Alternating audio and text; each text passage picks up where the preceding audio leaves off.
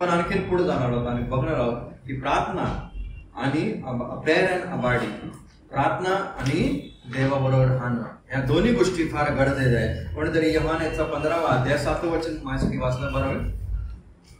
तुम्ही माझ्यामध्ये राहिला व माझी वचने तुम्हामध्ये राहिली तर जे काही तुम्हाला पाहिजे असेल ते मागा, म्हणजे ते तुम्हाला प्राप्त होईल. तुम्ही माझ्यामध्ये राहिला आणि माझी वचने तुम्हामध्ये राहिली, या दोन गोष्टी सुद्धा प्रार्थनेच्या बरोबर एकत्र जातात. ते म्हणजे प्रार्थना आणि ख्रिस्ताबरोबर राहणं. ख्रिस्ताबरोबर प्रभू ख्रिस्ताने स्वतः सांगितले, तुम्ही माझ्यामध्ये राहा आणि माझी वचने तुम्हामध्ये राहिली तर तुम्हाला मिळेल. ह्या दोन गोष्टीत एका बाजूला आपल्याला, तुम्हाला ना मला ख्रिस्तामध्ये राहायचंय. तुम्ही माझ्याबरोबर राहा. हो विश्वास मिळणं, जर आपलं तारण झालेलं आहे, चांगली गोष्ट आहे, तर आपण ख्रिस्तामध्ये आहोत का? तुम्ही माझ्यामध्ये राहा, हे प्रभू येशू ख्रिस्ताने सांगितलेले आहे. आता माझ्यामध्ये राहणं म्हणजे काय? एक साधं उदाहरण तुम्हाला ना मला उत्पत्तीच्या पुस्तकामध्ये बघायला मिळेल. उत्पत्तीचं 19वा अध्याय आणि 2रं वचन, उत्पत्ती 19:2. तो त्यास म्हणाला, पहा, महाराज आपल्या दासाच्या घरी येण्याची कृपा करा. आजची रात्र राहा, पाय धुवा व सकाळी उठून मार्गस्थ व्हा. पण ते म्हणले, नाही, आम्ही रात्रभर रस्त्यातच मुक्काम करू. हे कोण आहे माहितीये? देवदूत लोटाच्या घरामध्ये आलेले, आणि लोटाने त्यांना आतमध्ये घेण्याची त्याची इच्छा होती, तुम्ही आमच्या घरामध्ये राहा. पण त्यांचा एकच निश्चय होता, एकच निर्णय होता, आम्ही रस्त्यावर राहू रात्रभर. इंग्लिश मध्ये लिहिले, but we will abide in the street all night. हाच शब्द आलाय तिकडे. येशूने सुद्धा हाच शब्द वापरलाय. दूत काय म्हणतात? आम्ही रस्त्यावरतीच राहू रात्रभर. रात्रभर एकाच ठिकाणी राहणं. रस्त्यावरती राहिले नाही. शेवटी तुम्ही पुढे वाचाल ना, त्याला घरामध्ये आल्याने, घरामध्ये राहिले, आपल्या सर्वांना ही माहिती आहे. आणि आणखीन काय काळानंतर तुम्हाला एक आणखीन तो शब्द बघायला मिळतो अब्राहमाच्या जीवनाच्या बाबतीत सुद्धा. अब्राहमाने इसाक आणि त्याचे दास सर्वजण डोंगरावर जात होते, आणि एक असा वेळ आला, उत्पत्ती 22:5 मध्ये काय लिहिलेलं आहे? अब्राहम आपल्या सेवकास येथे थांबा, या गाढवाच्या जवळच थांबा. अबाइड ह्या नावाचा अर्थ काय? रिमेन किंवा to live, continue, to dwell, म्हणजे तिकडेच थांबा, तिकडेच राहणं. ज्या ठिकाणी मी आज्ञा दिली तिकडेच राहा. जर बाबा ह्या दासांनी अब्राहमाची आज्ञा ना मानली असती आणि इकडे तिकडे फिरायला गेले असते तर काय झालं असतं? अब्राहम इसाक आला असता, त्याने काय बघितलं असतं? हे कुठे दास माझे गेलेले नाही, ते तिकडेच राहिले, त्या गाढवापाशी एकाच जागेवरती राहणं. आज सुद्धा तुमचं आणि आमचं कर्तव्य बनतं एकाच जागेमध्ये. ठीक आहे, आपलं तारण झालेलं आहे, पण एकाच जागेमध्ये आपण आहोत का? आणि ती जागा कोणती माहिती? प्रभू येशू ख्रिस्ताने सांगितलं, तुम्ही माझ्यामध्ये. सगळ्यात सुंदर जागा, सगळ्यात सुंदर जागा, राहण्याची जागा, ते म्हणजे त्याच्यामध्ये. अब्राहम काय म्हणतोय? तुम्ही कुठे राहा? गाढवाच्या पाशी राहा. लोट काय म्हणतोय? तुम्ही कुठे राहा? माझ्या घरी राहा. पण येशू काय म्हणतोय? माझ्यामध्ये. जर तुम्ही माझ्यामध्ये राहिला, किती सुंदर जागा आहे. आणि एक दिवस मी जातो आणि तुम्हासाठी जागा तयार करतो. ज्या ठिकाणी मी आहे त्या ठिकाणी मी तुम्हाला घेऊन जाण्यासाठी येतो. आपण एक दिवस त्याच्या बरोबर जाणार आहोत, त्याच्या बरोबर तिकडे राहणार आहोत, आणि त्याच जागेमध्ये राहणार आहोत, त्या ठिकाणी जाणार आहोत. हे आपलं भविष्य. पण आपल्या प्रेझेंट काय करायचंय? आज आपल्याला त्याच्यामध्ये राहायचंय. त्याच्यामध्ये राहणं म्हणजे, तुम्हाला बायबलमध्ये असे पुष्कळ उदाहरण मिळतील बायबलमध्ये. ख्रिस्तामध्ये आपण राहायचंय. जर ख्रिस्तामध्ये राहिलं नाही तर काय होईल ही परिस्थिती बघा. सगळ्यात पहिलं उदाहरण आपल्याला बघायला मिळतं नोआचं. नोआ आणि त्याचं तारो. नोआचं तारो हे आपल्याला कोणाचं चित्र दिसतं माहिती? ख्रिस्ताचं. नव्या करण्यामध्ये जो ख्रिस्त येणार आहे त्याचं चित्र बघायला मिळतं. परमेश्वरने सांगितलं, मी या नाश करणाऱ्या भूतलाचा. आणि नोआ आणि त्याचं कुटुंब आतमध्ये गेलं, आणि प्राणी गेले. जे अशुद्ध प्राणी होते 2-2 होते, शुद्ध प्राणी होते ते 7-7 होते. असे सर्व प्राणी आतमध्ये गेले, आणि त्या ठिकाणी लिहिले नोआ आणि त्याचं पूर्ण कुटुंब तिकडेच राहिलं. किती वर्ष? तर 1 वर्ष ते राहिले त्या जहाजामध्ये, त्या तारवामध्ये. एक वर्ष राहिले. जरी बाहेर वादळ येऊन द्या, जरी बाहेर वारा आहे, जरी बाहेर पुष्टकष्ट आहे, जरी बाहेर मृत्यू आहे, पण हे लोक आतमध्ये राहिले. ह्या लोकांचा एकच निर्णय होता, आम्ही जहाज ते तारू सोडून बाहेर जाणारच नाही. जाण्यासाठी मार्गच नव्हता, कारण देवाने बाहेरून दरवाजा सुद्धा बंद केलेला. जाणार कसं? दुसरा मार्गच नाही. हा मग कुठून दुसरं उडी मारून टाकलं तर ठीक आहे, पण नाही. हे 8च्या 8 जण आतमध्येच राहिले. ह्याला म्हणतात अबाईड. या ख्रिस्तामध्ये राहणं. बाहेर किती वादळ येऊन द्या, बाहेर किती वारा येऊन द्या, बाहेर किती मृत्यू असून द्या, पण तुम्ही आणि आम्ही जे ख्रिस्तामध्ये आहे ते सुरक्षित आहात त्या तारवामध्ये. कारण आपला तारू कोण आहे? हा ख्रिस्त हा तारू. नोहाचं तारू हे आपल्याला दाखवतं की ख्रिस्तामध्ये राहणं. आणि खरंच ज्याप्रमाणे 8 जण जनावर वाचले गेले, जो ख्रिस्तामध्ये तो वाचला जाणार आहे. दुसरं उदाहरण तुम्हाला ना मला निर्गमच्या पुस्तकामध्ये बघायला मिळतं. इस्रायल लोक गोशेनमध्ये, मिस्र देशामध्ये, पण गोशेन हा जो प्रांत आहे हे इस्रायली लोक त्या ठिकाणी राहत होते. आणि त्या ठिकाणी तुम्हाला बघायला मिळेल निर्गमेचा 8वा अध्याय 22 आणि 23 वचन कुठे मास्ती वाचा. तथापि गोशेन प्रांतात माझे लोक राहत आहेत, तो मी त्या दिवशी अलग करेन. गोमांसाचे थवे तेथे जाणार नाही. यावरून पृथ्वीवर मी परमेश्वर आहे हे तुला कळेल. माझ्या प्रजेमध्ये व माझ्या प्रजेमध्ये मी भेद राखीन. उद्यापर्यंत हे चिन्ह भेटेल. गोशेनमध्ये इस्रायल लोकांना राहत होते. हा एरिया देवाने पूर्णपणे एक वेगळाच करून ठेवलेला. मी वेगळ्या पिढ्या पाठवणार आहे, पण ज्या माशा येणार आहे ना त्या माशा फारोकडे जातील, मिस्री लोकांकडे जातील, पण या गोशेन प्रांतामध्ये येणार नाही. गोशेन प्रांतामध्ये येणार नाही. ही कोणाची आज्ञा होती माहिती? देवाची आज्ञा होती. आणि खरंच या इस्रायल लोकांना सांगितलेलं हे गोशेन प्रांत तुम्ही सोडून जाऊ नका. जोपर्यंत तुम्ही गोशेनामध्ये आहात तोपर्यंत सुरक्षित आहात. गोशेनच्या बाहेर गेला तुम्हाला तिकडे माशा पकडते. हो विश्वास नाही. हे गोशेन म्हणजे आपल्याला काय दाखवतं? तिकडेच राहणं, तिकडे स्थिर राहणं. आणि सर्व इस्रायल लोक तिकडे सुरक्षित होते. बाहेर सगळी पीडा होती, वेगवेगळ्या पीडा यायच्या, पण ह्या गोशेन प्रांतामध्ये परमेश्वराने एक बाउंड्री ठेवलेली. ही बाउंड्री पार करून कोणताही जनावर, कोणताही माशा, कोणतेही काही आतमध्ये प्रवेश करू शकत नाही. जो ख्रिस्तामध्ये सुरक्षित आहे, जो ख्रिस्ताच्या बाहेर आहे असुरक्षित आहे. हे दुसरं चित्र आपल्याला बघायला मिळतं. तिसरं चित्र त्याच निर्गमच्या पुस्तकामध्ये 11व्या अध्यायामध्ये सुद्धा आपल्याला सर्वांना माहिती.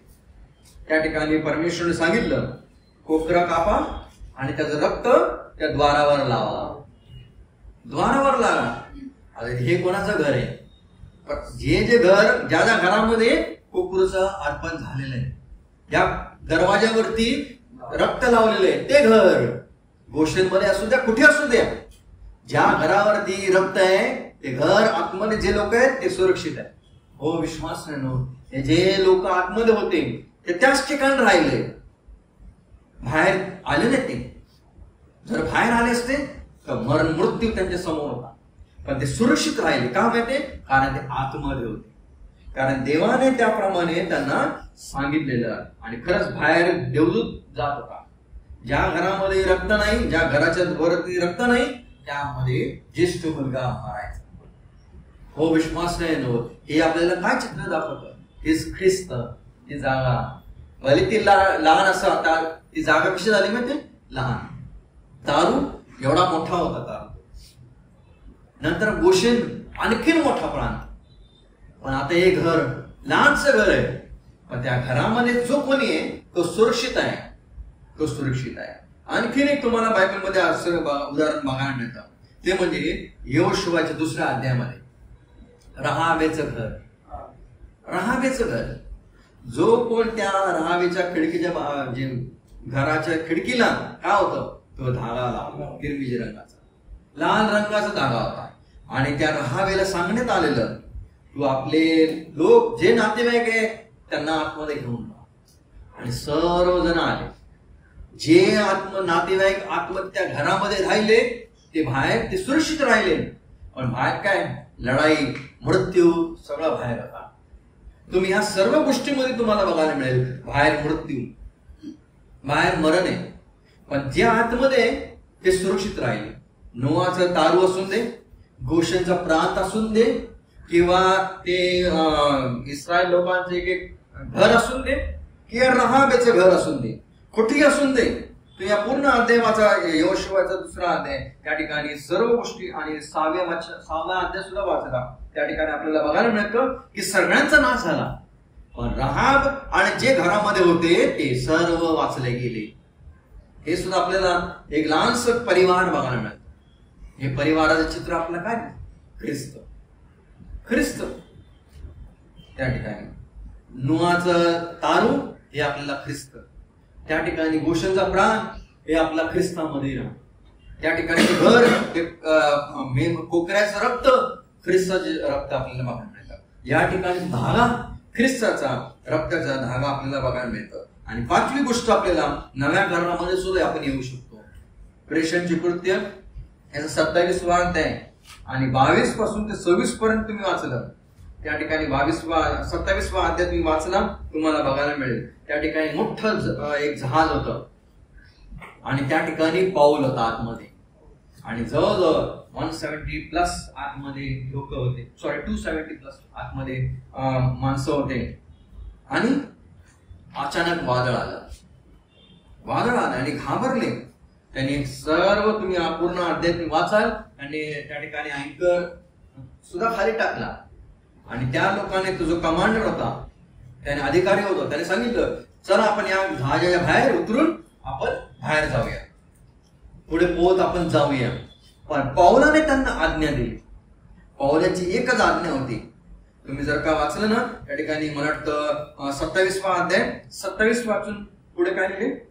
रक्षण व्हायचे नाही. पौलाने काय सांगितलं माहितीये? जो तारावामध्ये तोच वाचेल, जो तारावाच्या बाहेर आहे त्यांचा ह्यालाच म्हणतात अबाईड. तुम्ही मजमध्ये राहा, मजमध्ये राहा. जो ख्रिस्तामध्ये तोच वाचला नाही, जो ख्रिस्ताच्या बाहेर आहे तो कधी वाचणार नाही.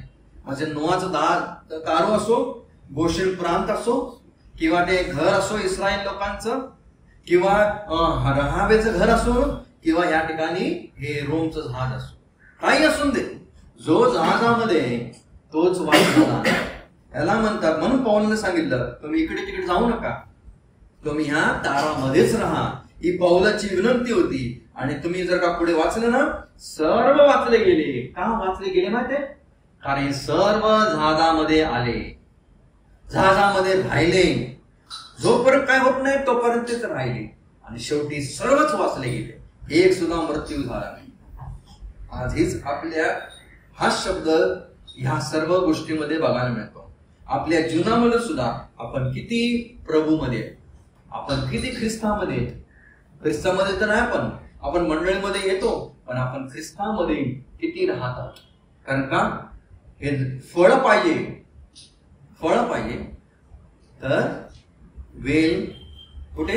त्या फांदीला पाहिजेच, काहीच फायदा होणार नाही.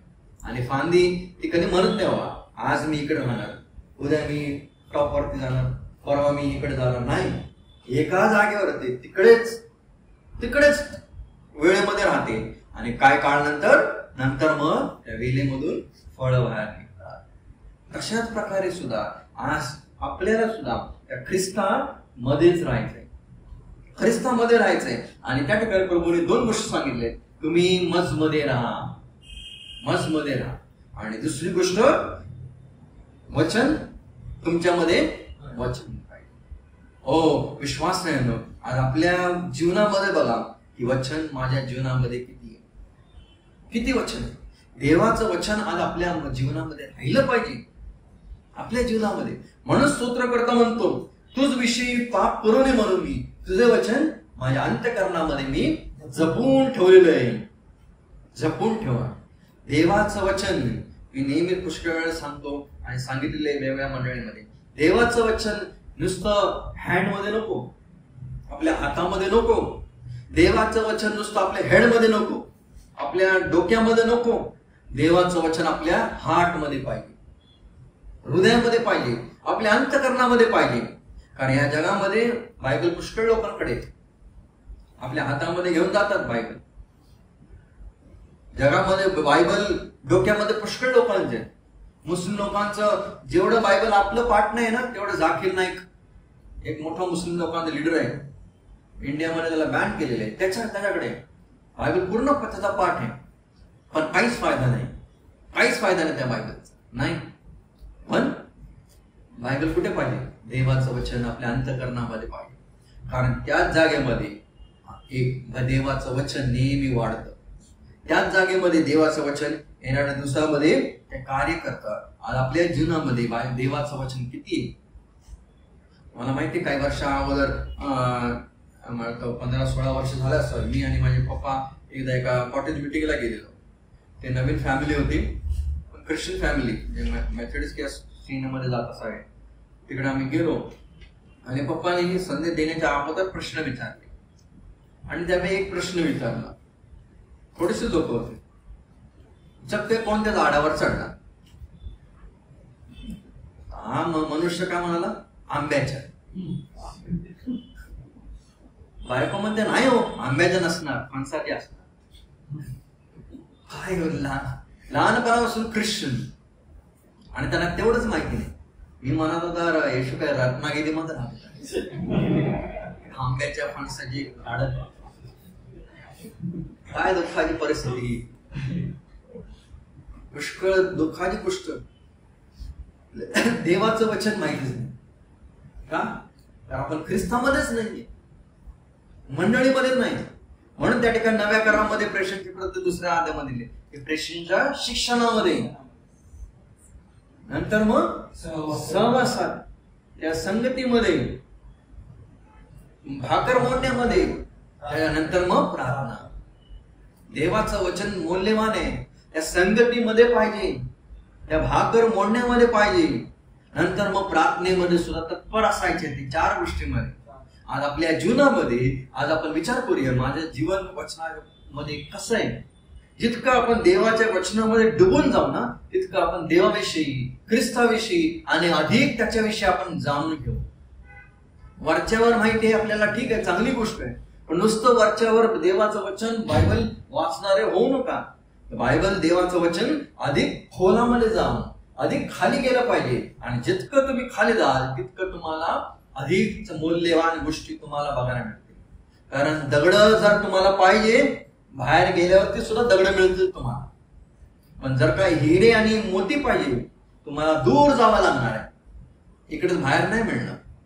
जर तुम्हाला देवाचं वचनामधून हिरे आणि मोती पाहिजे, तुम्हाला इकडून असं बाहेर ऑटोमॅटिकली कधीच मिळणार नाही. तुम्हाला आतमध्ये डीप जावं लागणार आहे, तुम्हाला वेळ घालावा लागणार आहे, त्यावेळेस उत्तम मिळणार. म्हणून प्रभू येशू ख्रिस्ताने सांगितलं, तुम्ही माझमध्ये राहा, ही फर्स्ट आज्ञा आहे. आणि दुसरी गोष्ट, तुमचं वचन, माझं वचन जे आहे ते तुमच्यामध्ये राहिलं पाहिजे. या दोन्ही गोष्टी आज कुठे ना कुठेतरी या पृथ्वीवरती कमी झालेल्या आहेत.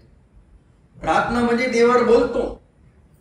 मागच्या वेळेस तुम्ही सांगितलेलं, प्रार्थनामध्ये आपण देवावर बोलतो, आणि ज्यावेळेस आपण बायबल वाचतो, देव आपल्यावर बोलतो. या दोन्ही गोष्टी गरजेच्या आहेत, विश्वास नाही. पण आपल्या जीवनामध्ये त्याच्या वचनामध्ये राहणं फार महत्वाचं आहे. आपण किती त्याच्या वचनामध्ये आहोत. म्हणून आपल्या जीवनामध्ये, या जगामध्ये राहत असताना देवामध्ये, प्रभूमध्ये राहा. कारण प्रभूने ही दिलेली फार महत्वाची आज्ञा आहे. आणि त्यावेळेस तुम्ही मागाल, ज्यावेळेस तुम्ही मागाल, त्यावेळेस प्रभू काय म्हणतो, मी तुमच्यासाठी त्या गोष्टी करेल, तू तुमच्यासाठी करेल.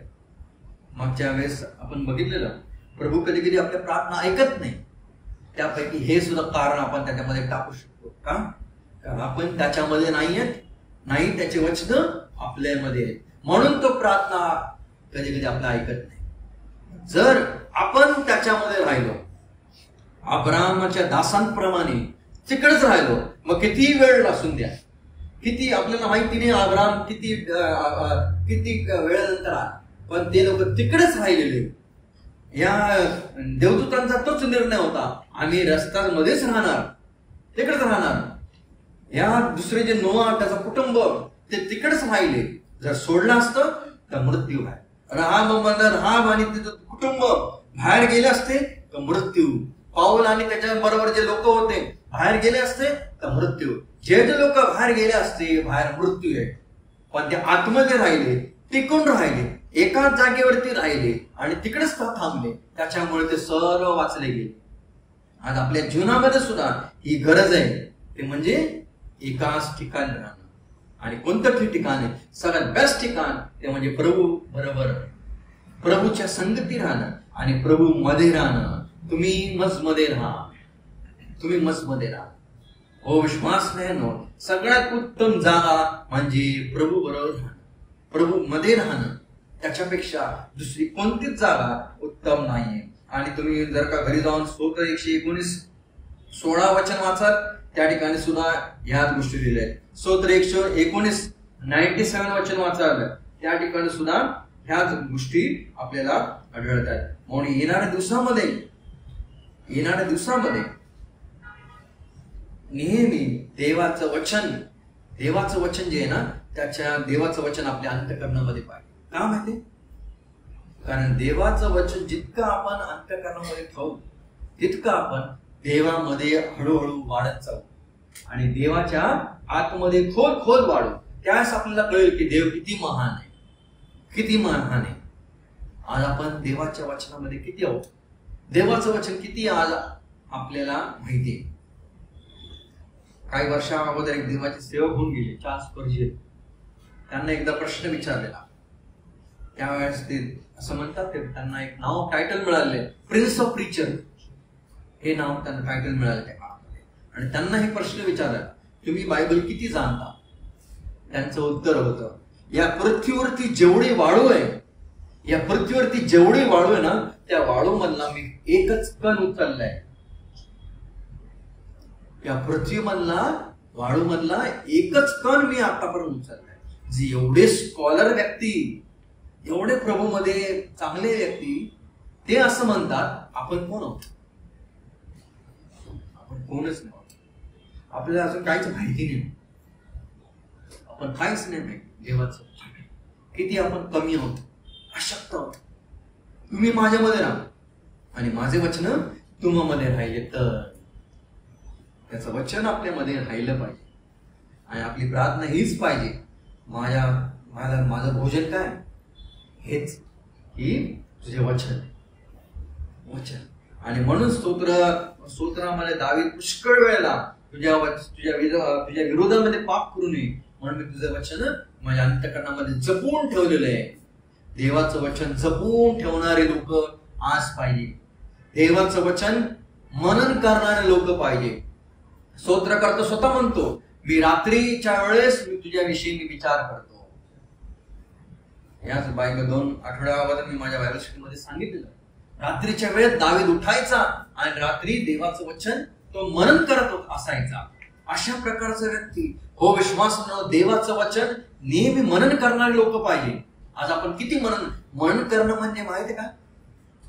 तुम्हाला माहिती आहे, गाय रवण करते, घास जेवण खाते आणि ते देवाला धन्यवाद असो, देवाने मनुष्याला एकच पोट दिले. पोट आपल्याला किती आहे? एकच आहे. पण गायला एक नाही, आणखीन जास्त 3 पोट आहेत गायला. जे खाते ना, पहिला ते खाईल ना, सगळं एका पोटामध्ये जातं. नंतर मी एकदम बसते ती एका ठिकाणी.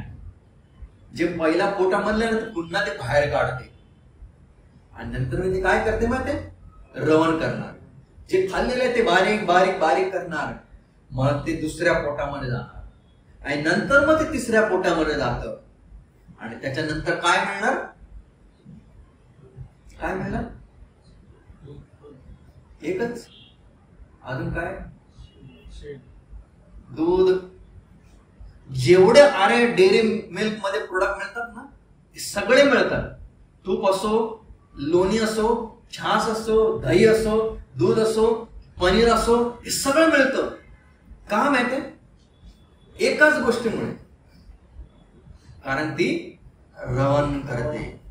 जर तिने रवण नाही केलं ना, कधीच मिळणार नाही एवढा चांगल्या प्रोडक्ट, उत्तम गोष्टी कधीच मिळणार नाही. या सर्व पुढे येणाऱ्या गोष्टी आपल्या जीवनामध्ये रवण करणं गरजेचं आहे.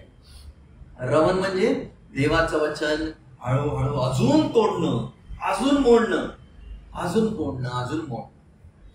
देवाचं वचन हळू जे आपल्याला मिळते अजून त्याच्यामध्ये खाली जाणं. जितकं आपण देवाच्या वचनामध्ये राहू, जितकं आपण देवाच्या वचनामध्ये राहू आणि देवाचं वचन आपल्या अंतःकरणामध्ये ठेवू, तितकं आपण देवाच्या वचनामध्ये अधिक अधिक वाढले जाऊ. आणि म्हणून तुम्ही बघा, प्रभू येशू ख्रिस्त सुद्धा लहान असताना 12 वर्षाचा असताना त्या मंदिरामध्ये गेला आणि जे मोठमोठे जे शिकलेले लोक होते, जे डॉक्टर्स होते, त्यांच्याबरोबर राहिला आणि त्यांची वाणी ऐकत होता. आणि त्यांना तो प्रश्न सुद्धा विचारायचा. हो विश्वास नव्हतो, किती चांगली गोष्ट आहे. जर कोणती गोष्ट कळाली नाही तर प्रश्न विचार. तर जे काही कळत नाही, आपले एल्डर आहेत, जे दास आहेत, ज्यांना देवाचं वचन माहिती आहे, त्यांना नेहमी विचारणारे व्हा. असं का लिहिलंय, असं का लिहिलं नाही. तुम्ही स्वतः प्रश्न विचारा. कधी कधी आपल्याला बायबल वाचतो, प्रत्येक गोष्टीच्या पाठीमागे नेहमी प्रश्न विचारा. का असं लिहिले? प्रभू तुमच्याबरोबर बोलेल आणि तुम्हाला सांगेल का असं लिहिले. आणि त्यावेळेस तुम्हाला कळेल की कशा रीतीने मला आणखीन प्रभूमध्ये वाढलं पाहिजे. आज आपल्या जीवनामध्ये बघा, विचार करा की किती आज प्रभूमध्ये कमी. का कमी माहिती? कारण मी देवाचं वचनच फार कमी वाचतो. देवाचं वचन मी वार वाचणार कमी. 5 मिनिटं 10 मिनिटं वाचले तर वाचले, नाही तर नाही. ते पण वाचणार झालं. कोणीतरी सांगितले वाचा म्हणून वाचतात. नाही विश्वास मिळव, अशा प्रकारे वाचा बायबल. मी म्हणणार नाही बाबा रोज 2 अध्याय वाचा, 3 अध्याय वाचा की 1 अध्याय वाचा, हे आपल्यावरती डिपेंड आहे. पण मी एक म्हणे, असे वाचा जोपर्यंत देवाचा आवाज आपल्या कानामध्ये पडत नाही ना, तोपर्यंत बायबल बंद करू नका. एकदा उघडलं, देवाचा आवाज आपल्या कानामध्ये पडू द्या, तोपर्यंत वाचत राहा.